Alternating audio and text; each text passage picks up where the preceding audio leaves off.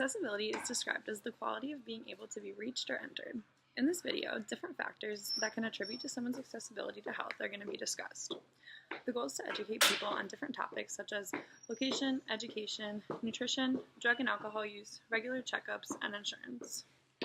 So these are all major contributors to someone's lifestyle. They can put certain people at an advantage while others are at a disadvantage, especially when it comes to their health. A major factor that can be considered almost the umbrella to all the other topics that are going to be discussed in this video is definitely location and socioeconomic status.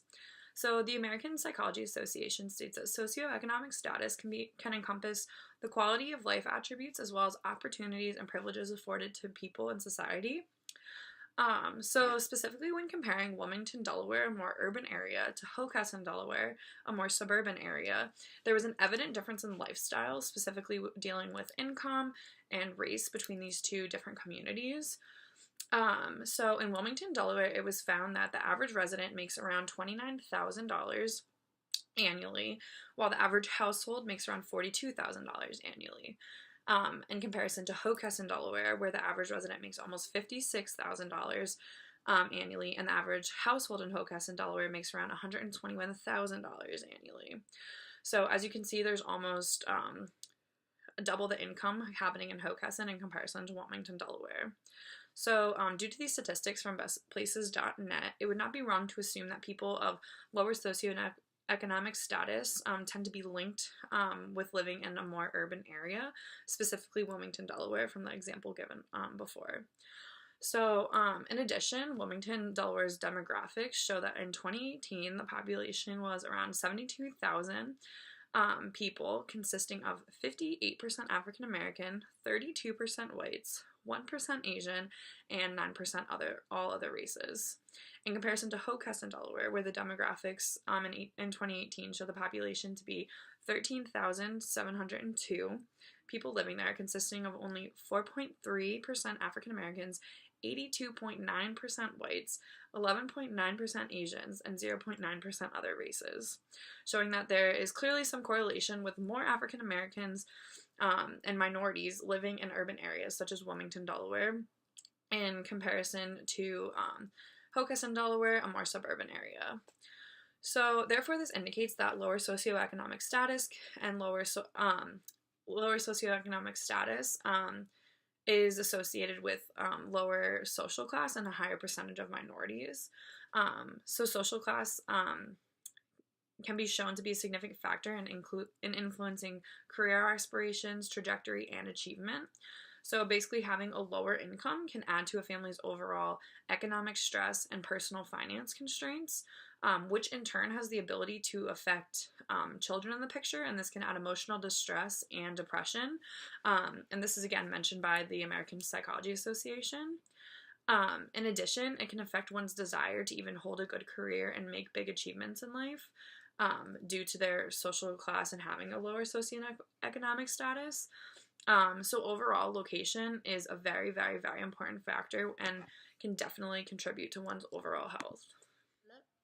Stemming off Lindsay's topic of location is the important aspect of education, which is highly influenced by where you are.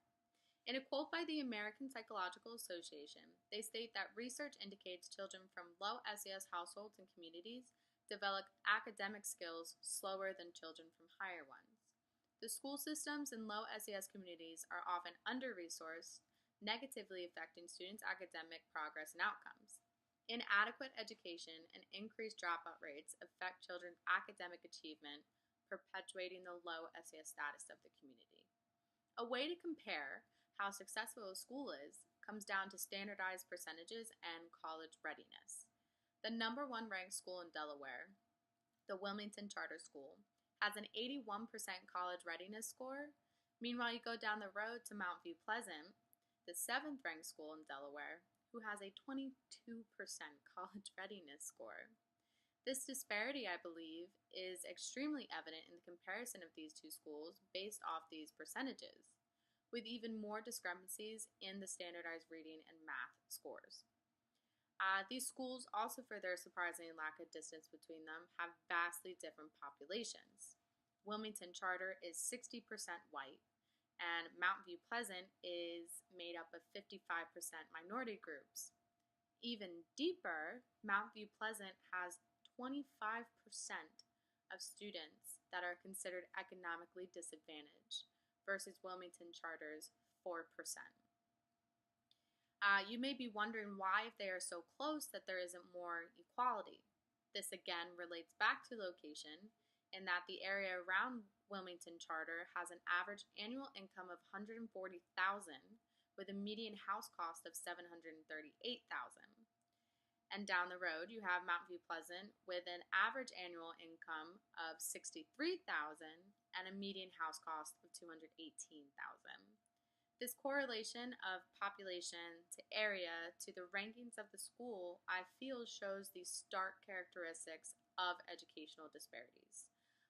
The topics coming up in this video will also fall under the umbrella of education and how this inequality can lead to more disparities throughout a human's development and life. When it comes to health disparities, food deserts is a term used to describe areas with little to no access to healthy foods or abundance of energy-dense foods but not nutrient-dense foods. Convenience stores such as 7-Eleven are prime examples of food deserts, and today we're going to take a look at the inside of such an establishment. Here you see many forms of very sugary foods such as ring pops, gummies, chocolate. What all these have in common is high levels of high fructose corn syrup and significant amounts of sugar. Oftentimes in food deserts, there is a huge lack of access to affordable and nutritious foods such as fruits, vegetables, and whole grains. And instead of grocery stores or farmers markets, these areas have convenience stores and gas stations with limited shelf space available for healthy options. The consequences of this can intersect a lot with race and culture, but most importantly, they can cause chronic conditions such as heart disease, stroke, and in some cases even cancer. So next time you are in the grocery store or the 7-Eleven and you see something that might look tasty, you should think twice or look away. But as long as there are healthier options, you can always eat healthier.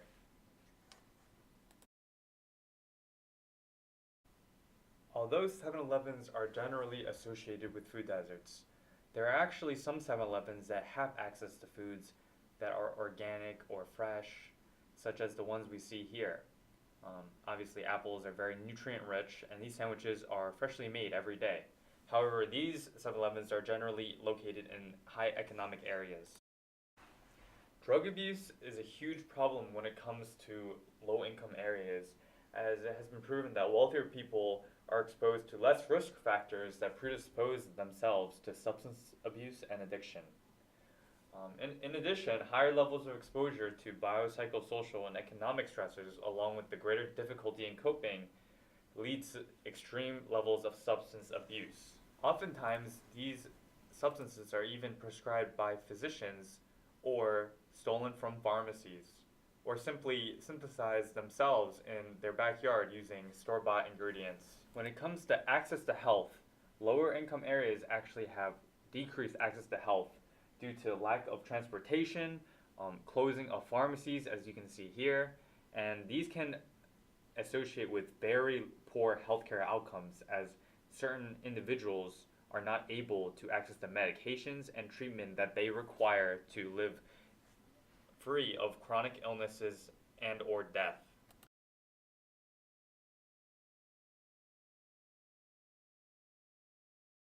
Hi, I'm Julia, and I'm going to be giving you the 411 on what health insurance is and why you need it. So to start, what even is health insurance? It's talked about all the time, it's advertised constantly, and presidential candidates even have entire speeches about how they plan to improve healthcare and health insurance when they're running for office. But why?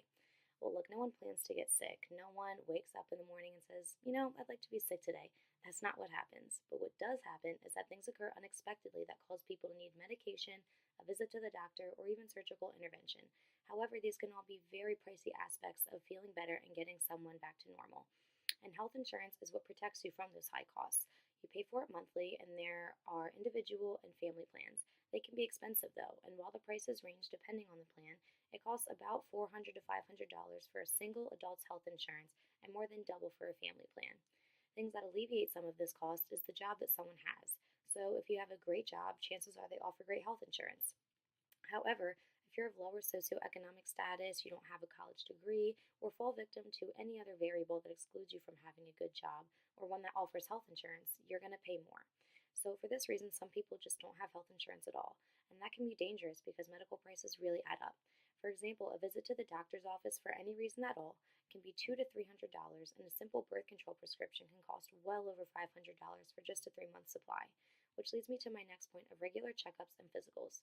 Of course, if someone doesn't have health insurance, they're going to be less likely to go because they know it's going to cost them a lot more money out of pocket. But other reasons people don't take action and seek doctors on a regular basis can be due to location and education. If you live in a rural area where you don't have access to a doctor, studies show that you're less likely to go because it's out of the way, it's too costly to get there, or you can't take off work to dedicate the entire day to a doctor visit and traveling there. Similarly, if you aren't properly educated about the need for checkups, you won't know that it's pertinent to go. So you can start to see how not having health insurance, living in an area that lacks a dense population of physicians, and not being educated can have an impact on someone's health. The less you go to a doctor, the less you know about your body, and many people die from diseases that could have been cured had they gone to the doctor earlier. For example, white and black women are diagnosed with breast cancer at the same rate, but black women die from it more frequently. This is because many times the cancer has already spread to a more aggressive form and it's too late to treat it effectively. So, to conclude, health insurance and regular checkups with your physician are essential and have serious impacts on someone's health and lifespan. So today I want to talk about a real-world example of the effects of access and accessibility to health and healthcare in minority communities, and just talk about how it really impacts people and their real lives every single day. So basically, I watched this video about a woman named Michelle Simmons, who is a mother and now grandmother, and she grew up in West Baltimore and still lives there. And she talks about how her community has, over time, really changed, and how it definitely has had a huge impact on her health. She's a grandmother now, like I said, and she suffers from diabetes. And she talks a lot about how her community has really shaped the way that her health has manifested over time, especially when she was a child. She talks about how she didn't have education about what foods were good to eat and nutrition and how to exercise, and schools in her community just didn't teach that. And she compares it to other communities in which kids learn about that all the time because they have better funding for their schools and just better educational opportunities, and that's a huge thing, she said, that affected her growing up. She also talks about how her community has really failed her in a lot of ways when it comes to her health, mainly in the fact that she doesn't have access to healthcare and doctors and people in her community that can help her. And she compares it to other communities where people have access to doctors and doctors want to help them and things like that. And in her community, it's just really lacking in that way. And she talks about how she grew up in a community where people just didn't know how to be proactive about their own health, and they didn't know what was good for them and what wasn't, because their community just wasn't teaching them how to do that.